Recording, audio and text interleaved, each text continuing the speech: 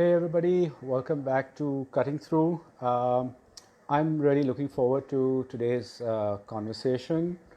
It's a subject that I know very, very little about, and that's quite rare. It's a cuisine that has really been very, very poorly represented. I don't know whether it's been well documented because I have never really come across a lot of cookbooks.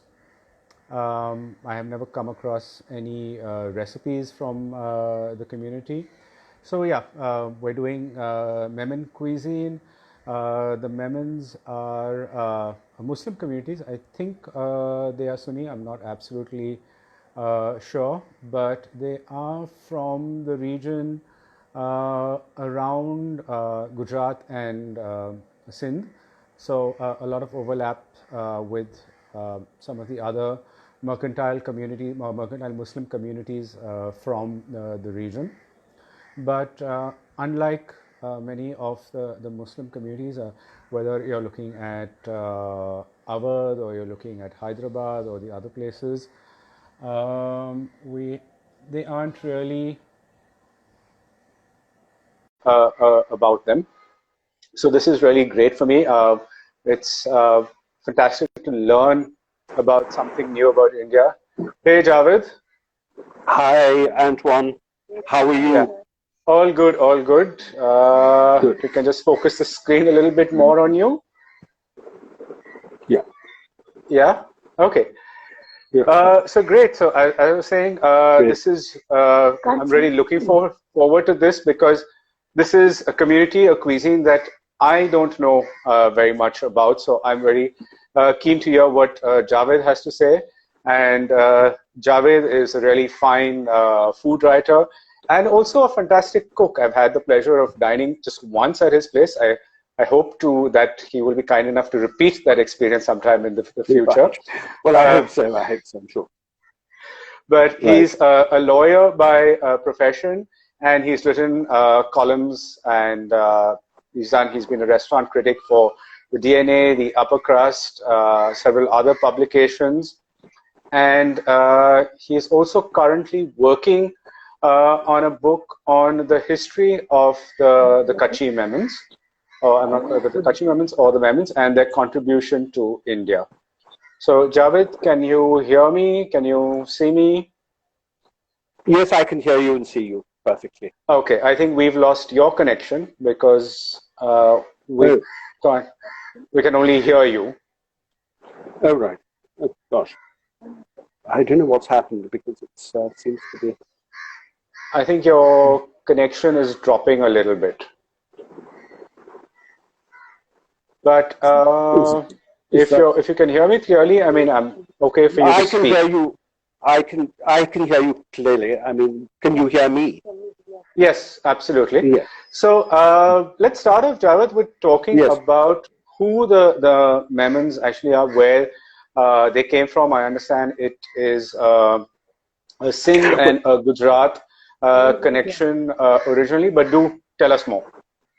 Well, basically, it's a slightly contentious issue, but broadly speaking, the most plausible explanation, which I think, I mean, there's not much documentation. We're going back into history, and there's not really much in terms of record. But basically, the origin of the Memons lies in a place called Khatha, which was an important town on the kind of Silk Route the trading center in Sindh. And basically, the Memons originally were essentially Lohanas, and they were Banyas, they were traders, and they were Hindus. And they converted. They were converted by one of the descendants of a very significant Peer or holy man from Baghdad. Abdul Qadir Jilani was one of the great spiritual thinkers of the Middle Ages, and one of his descendants came to Sindh and basically converted this community to Islam and to Sunni Islam, because the important point about the Memons are that unlike the Khojas and the Bohras, tend to be Shias, the Memons are Sunnis. Now, the point about it is that that from what I understand, there were issues between, because they were Banyas and they were traders and whatever, between the local Sindhi traders, Banyas from their community, and the Memons. So the Memons were invited by the ruler of Kutch, who was a Hindu, to actually come and live in Kutch. And that's what they did. They migrated, and that was one of a number of migrations which took place, because basically after that, a lot of Memons went, for example, to live in Kathiawar, and hence there is a distinction between what is called the Kutchi Memons and what are called the Halai Memons. This is a distinction which is common actually in a lot of the Gujarati communities, because actually Kutchi politically, of course, is in India, but Kutchi, the language, for example, is a dialect of Sindhi. It's not a dialect of Gujarati. It is somewhat different. And the point is that therefore what actually happens, and then of course being a mercantile community, and with the arrival of the British, essentially the Memons, particularly the Kutchi Memons, who were urbanized much earlier than I think the Halai Memons, simply because around 1819 there was a major earthquake, and that just changed the nature of Kutch. It ceased to be a pastoral place. It was kind of reduced to a kind of desert area, and it was very, very, very, very dismal. So the point is, a lot of Kutchis made their way to Bombay, which was then a growing metropolis. Some of them went to Calcutta, and then what was very important for particularly the Kutchi Memons was that after 1857, the British saw them as loyal mercantile people, decided to give them land in Bangalore. So, for example, the richest Kutchi Memon community that lives in India actually lives in Bangalore, because they basically had a lot of land there. And, for example, Commercial Street, which was the hub of this thing, was basically controlled by the Kutchi Memons. And essentially what happened was that, and throughout the South, so I mean, I don't know if you've read R.K. Narayan, but R.K. Narayan, for example, in his books, refers to the blue-eyed Seth. And a lot of the names, Seth, for example, particularly, is an appellation, which when the Kutchi Memons go south of the Vindhyas, they adopt. So basically, the point is that as a community, and then, of course, all over the world. So, for example, take, for example, my family. My maternal family was for 6 generations in China, between Hong Kong and Shanghai. My mother's family was in Yokohama, in Japan. My grandmother was actually, on my father's side, was actually born in Mecca, because Mecca was an important, not only a pilgrimage center, but also a trading center. So the point is that, and in fact, when she came to Bombay, when she got married, which was at the early part of the last century, she brought a black slave as part of her diary. So it's an interesting history. But basically that, so you had a community, you had a lot of, for example, Memons in Burma, and that has implications. Sorry, Javed, I think we've lost your sound as well.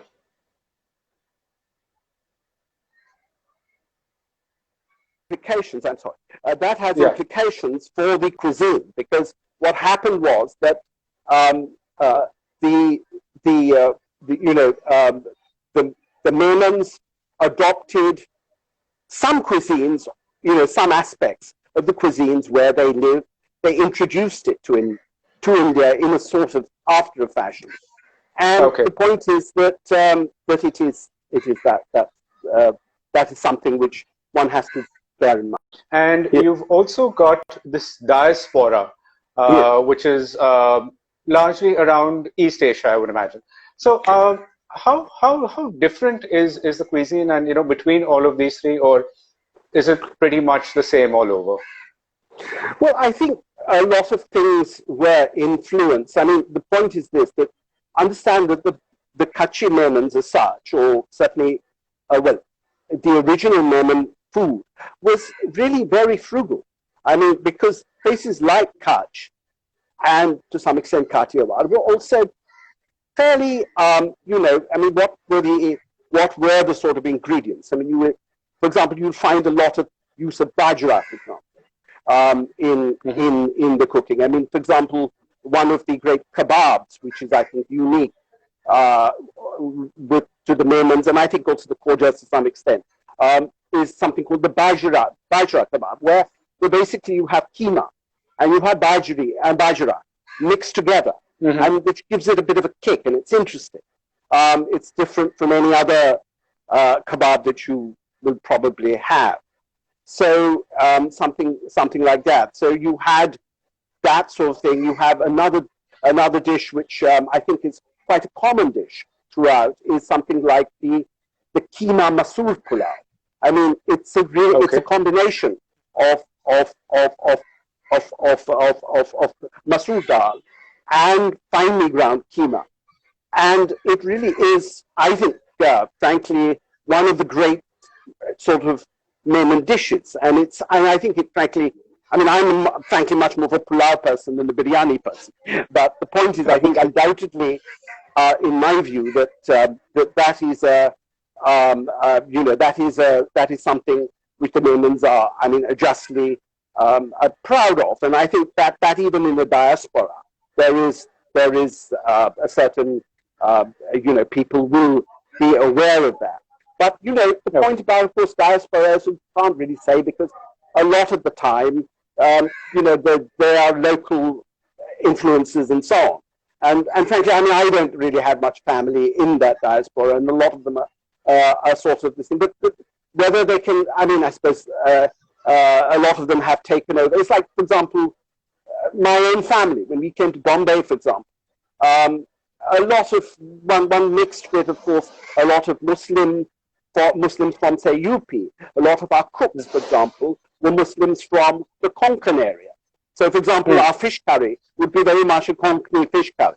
But the point is, we eat fish, we eat a lot of fish, and we enjoy it, because basically, as a mercantile community, mercantile invariably means people having a presence in coastal areas, and therefore you tend to eat fish.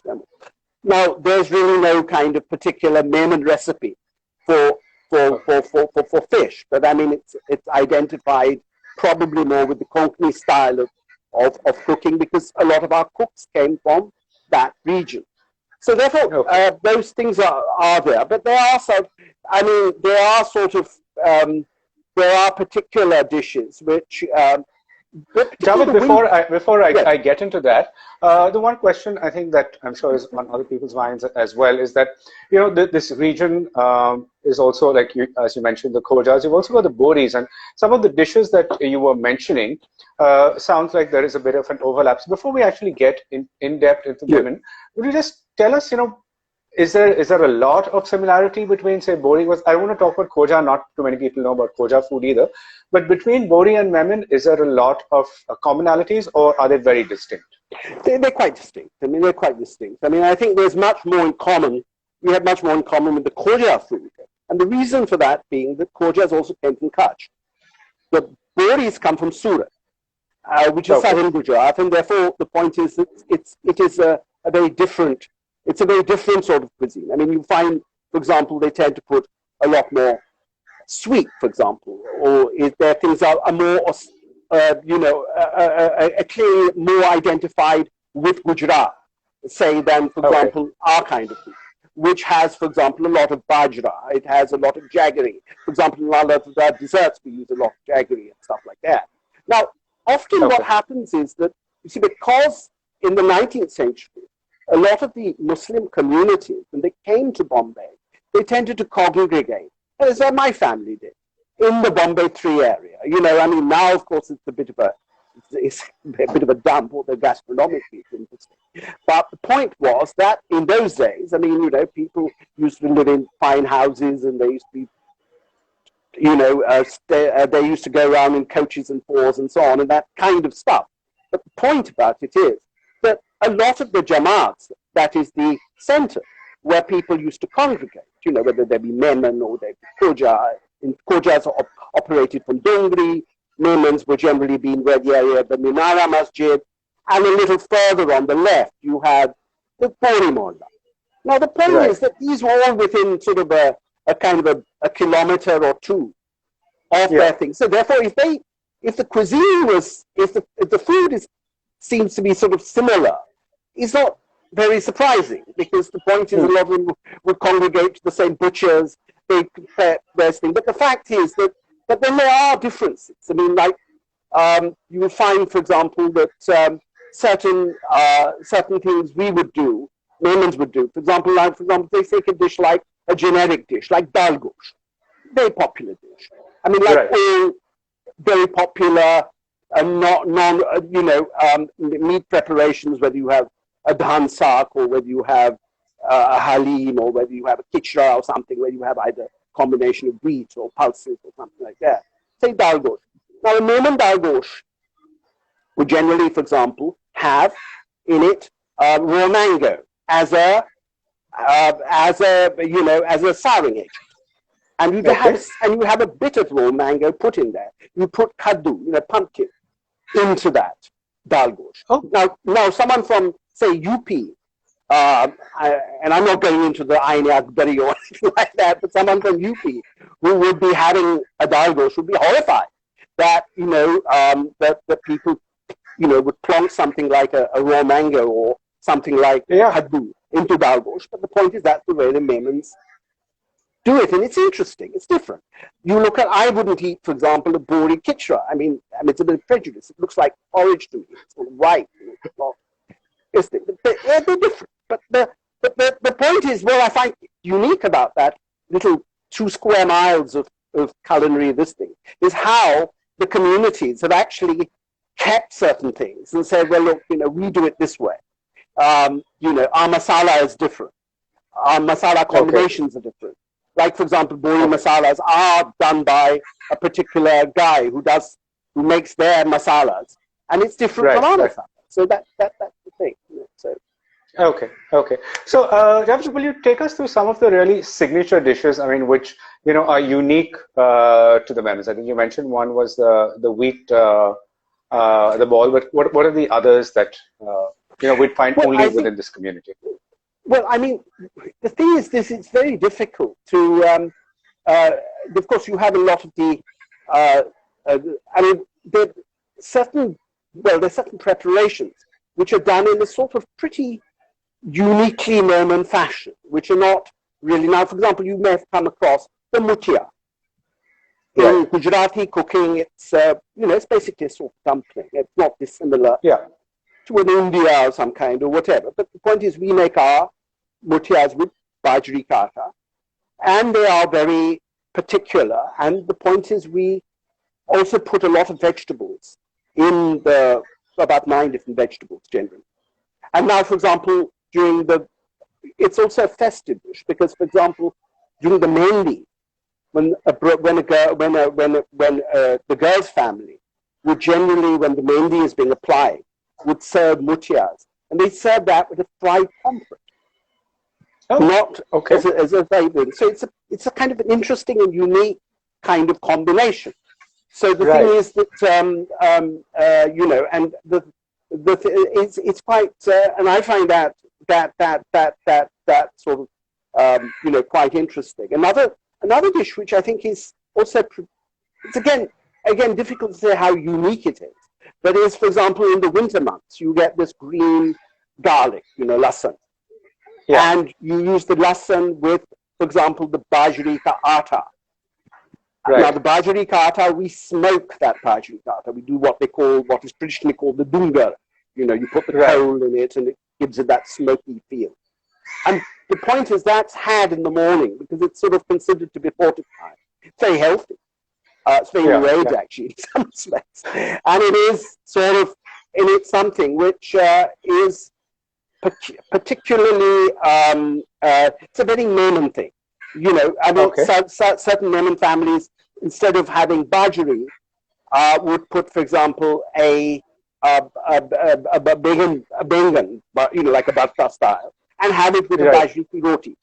But bajra is obviously an important part of that that kind of thing. And do you also do a green garlic with mince?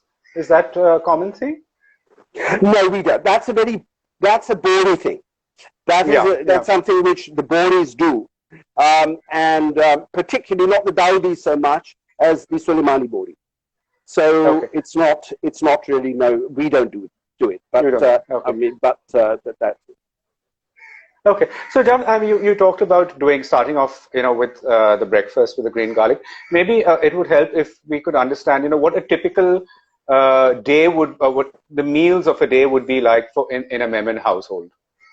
If you could take us to breakfast, lunch, and dinner. Breakfast, yeah. So say, for example, breakfast, you'd have in the winter months, you'd have something like that. You'd even have something called pakan. Pakan is a kind of, it's like a kind of pastry. It's like a kind of phyllo pastry, very thin pastry, which is deep fried, and you sprinkle sugar on it, and you can dip it in tea and whatever. So that's something which is it's a very kachi thing. Then you would have, for example, besan, which is besan ka atta, and mixed with bajri, and you'd make like a cake-like thing, which you would bake, and that again would be something which would be had for breakfast. I mean, apart from the malai, for example, is a very standard thing. As a child, for example, we used to have the malai and what was called jelly, which was sort of jam, but the English kind of thing of some kind of condiment or whatever. But anyway, the thing is, you'd have something like malai. So that would basically be breakfast. I mean, eggs and of course are the more contemporary thing. Now, for lunch, you would probably, I mean, we used to traditionally have fish curry or something, but which is not particularly Memon. But I think the point is that I mean, it depends again on the class of people, what people can afford. I mean, something again which is a very Memon thing, which people have and no one else really has, is something like. Well, I mean, you have like a gatia curry. You have those thick gatias, and people could make curry out. And they would have that as a sort of, a kind of a lunch thing. So it would be a non-vegetarian. It would be a vegetarian thing, and would be this thing. We have all sorts of. So lunch would or something. Sometimes a simple meat curry, which would be what we call a Memoni masala, which is, a jasalan, which is basically, it's not rich, because basically, remember, it's a rather frugal community. And it's also a community which is not particularly known for, although they were very rich, but not great spenders, in the sense that they wouldn't consider, they didn't really evolve the cuisine in any great fashion in that manner. So for example, and that would be similarly in the evening. You would have something like, let's say the same as you would have a meat curry.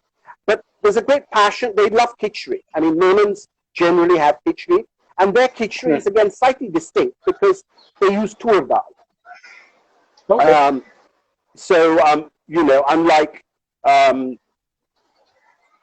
Unlike a lot of the Gujaratis who would use mung dal. So the point is that you would have a khichdi, you would have something called an akhni, which is like a pulao, which basically is not the sophisticated yakhni pulaos that you may be used to in terms of the North Indian tradition, but it would be used, but the salan would be used for that purpose. Then you'd have, of course, you have a number of desserts. Which and like most Gujarati communities, you have these things, tea time things, and things, gur papri, for example. You have, which is, with jaggery. And we use a lot of gold, that gluey resin Yeah, in yeah. our sweets. So those Which things I are think is also there. called dink over here. It's called leek, yeah. Yeah, I wasn't sure, Yeah. in fact. I was trying to check out what the sort of thing is. But certainly all desert regions seem to have Right. that kind of thing. So basically, so that you will find in a lot of the Memon sweets. They are that kind of thing, except for the summer sweets. The most popular summer sweet that Memons have, and which again is common Right. to most Gujarati Muslims, is the gas ka halwa. And that is what normally is done is they would put, for example, the fruit of the season. Suppose it was a mango season or whatever, you would put, or chikus or something, you put that on the, Okay. put that with the China grass to make something interesting. And that's really a typically good sort of summer, summer. You have something called rote, which is a very interesting dessert from Bangalore. A lot of Bangalore Memons make it, Okay. which is basically like a semolina cake, and it is really quite interesting, quite tasty, and fairly unique too. I don't think there's any other community that make that, and there are special women who actually only make that. I mean, in the sense that it takes a lot of effort and whatever to get it right. It's like a semolina sponge cake or so. So anyway, that is again a peculiarly Memon thing, and it's very very very popular in Bangalore. In fact, just to give you an interesting side view on the issue of, for example, ingredients, is that, for example, when I mentioned about the mutiyas, for example, in the south, in Bangalore, because when the Memons went there originally, it wasn't easy to get bajra. So therefore, their mutiyas are made from rice flour. Oh, so they didn't shift to millet. That's interesting. It's interesting, but they make it with rice flour because rice flour is easily available in the south. And then now, of course, you can get everything. The point is, they got so used to that, they don't make theirs from bajra. So that's a sort of example of adapting to local needs and requirements and whatever else. So that's the sort of thing. Okay. So, well, Padmani is asking if there is a Memon cookbook and why you haven't written one as yet. But what I also want to know is that, while Memon food and generally a lot of community foods is not easily available, there's sweets. There tend to be a lot of sweet shops in Bombay, at least, which will do community foods. But I've never really come across a Memon Muslim sweet shop. So the cookbook and the Muslim sweet shop, where do we find those? Well, I believe there is a cookbook of sorts published recently. Unfortunately, I don't have the name, but I'm a bit wary of these things because often, yes, there is that, you see, the thing is that there are a lot of cookbooks by Memons. I mean, but they're not necessarily about Memon food. Now, this cookbook, I think, is talks about kachi memon. Although I must confess, when I looked at some of the recipes, they seem not really to correlate with what my understanding of what traditional kachi memon. See, the point I think is this: that there is a temptation simply to bring your kind of family food or your household cuisine and really pass it off as part of the community food. Now, frankly, as someone who's interested in, say, the history of food, and I mean, I go to my CTHR, look at all the, whatever there is in terms of writing on food. I can't really, I mean, I'm not totally convinced that these things exist. And as I said, the point about food is, and as you know yourself, it's all about evolution. It's all about changing. It's all about what people do to particular dishes and recipes. But a lot of that is really springs from the thing. I take, for example, Kausway. Now, Kausway with something. Yes, I was going to get to that as well. Yeah, yeah. But Javed, before we get to the causeway, the sweets. Where do we get the sweets? Well, the sweets basically are, a lot of them are the winter sweets. So we have things like gur papri, for example, or we have something called atta, which is essentially it's with jaggery and No, fennel where and can, wheat is there flour. anywhere that we can buy No, them, there's no where we place can you can get it. access them? These are all things which are made at home. They're not. Okay. I mean, for example, the only community. There are a couple of community sweet shops I can identify in Bombay. Say, for example, Lukmanji's, for example, is famous for bori sweets. Right. And there's something called I think it's Zamzam or something. There's some particular place called Koja sweets as well, but which include the khajas. The khajas are the things with like cream puffs and so on.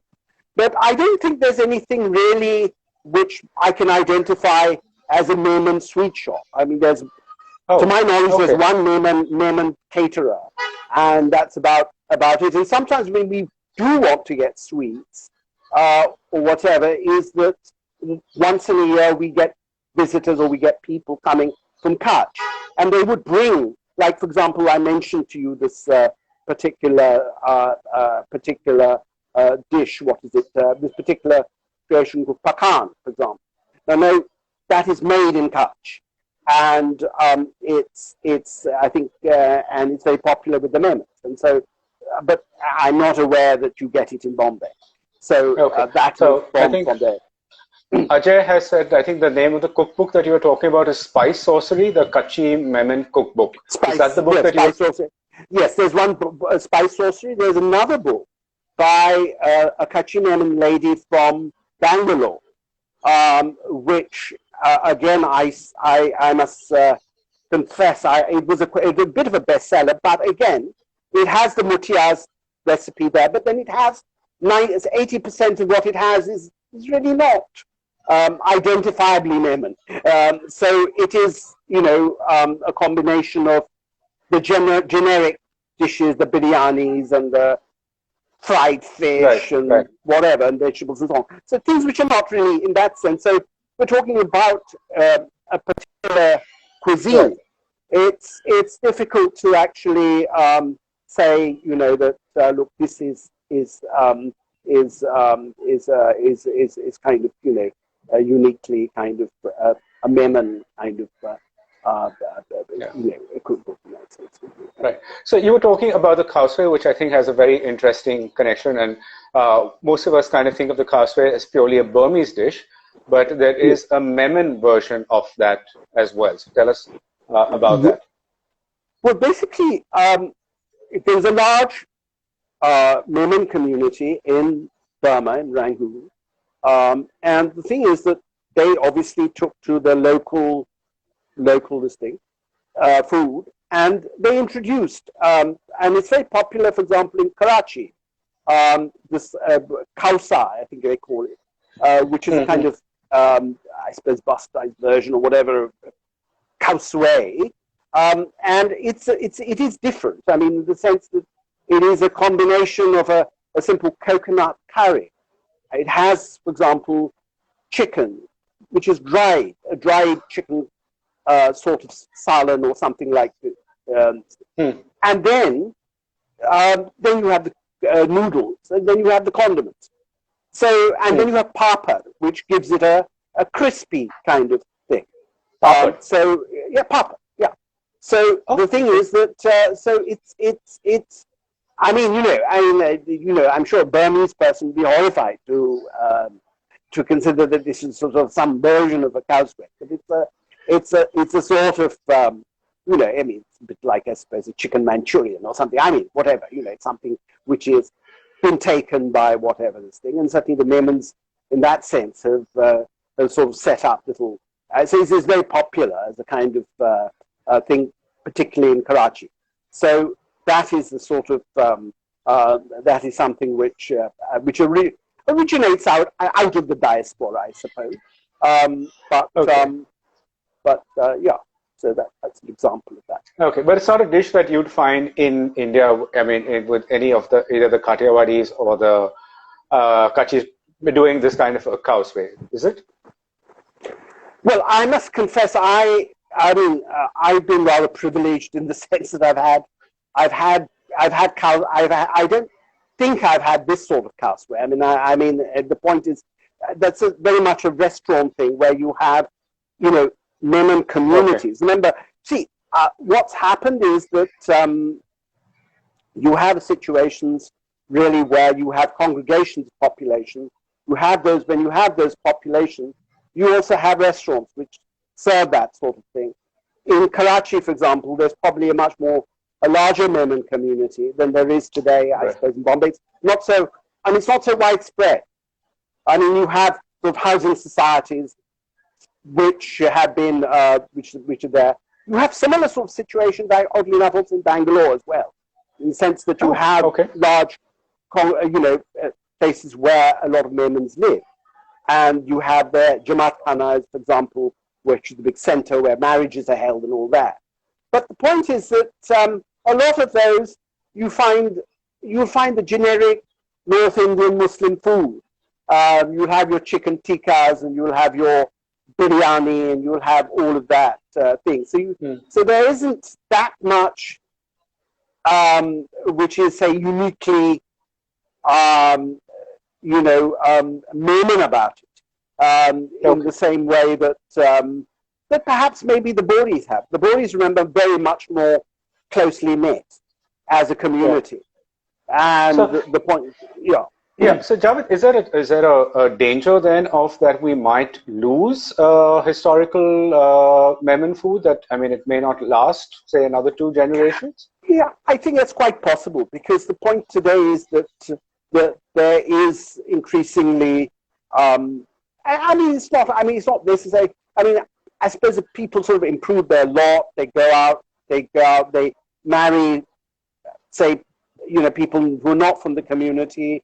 You know, there are all sorts of things which militate against, you know, that sort of community feeling and keeping the cuisine in this thing. So the point is that I mean, you know, a very simple thing. I mean, for example, my mother-in-law, for example, is a Kachi Memon from Hyderabad.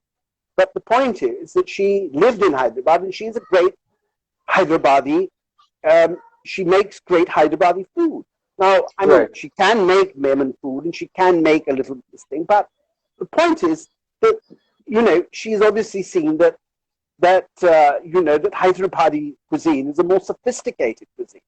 You know, it's a much more evolved cuisine, and therefore, why would you possibly want to? You know, it's all right. It's nice. I mean, there's a certain comfort in having things you're used to, and having things which are whatever. But the point is that, you know, when people improve their lot in life, they tend to look at, you know, at other cuisines and whatever. And the point is that changes. And the point is that, you know, that is something which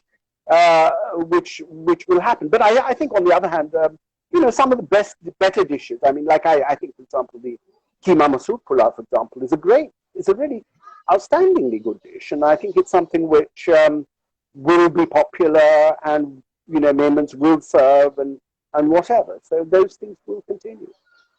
Well, great. Well, Javed, thank you so much for taking time out and you know, sharing your knowledge about it. I do hope that, you know, other people take up Memon food. I know that in Bangalore it seems to be a lot more of an active movement than it is in the rest of the country, and I have come across a couple of caterers actually in Bangalore who are doing Memon food. Yes. But thank you so much. I know, like many other people, that this is probably our first introduction to Memon food and to listening about the cuisine and listening about the different dishes. So thank you for that. And thank you, everyone, for joining in and listening in. It's wonderful how diverse a country India is, and how within each religion, within each region, you can have multiple cuisines. I think we're really blessed with that. So thank you, everyone. Thank you for joining us. And stay safe, stay well. Have a great weekend. Thanks so much, Javed. Thank you for having me.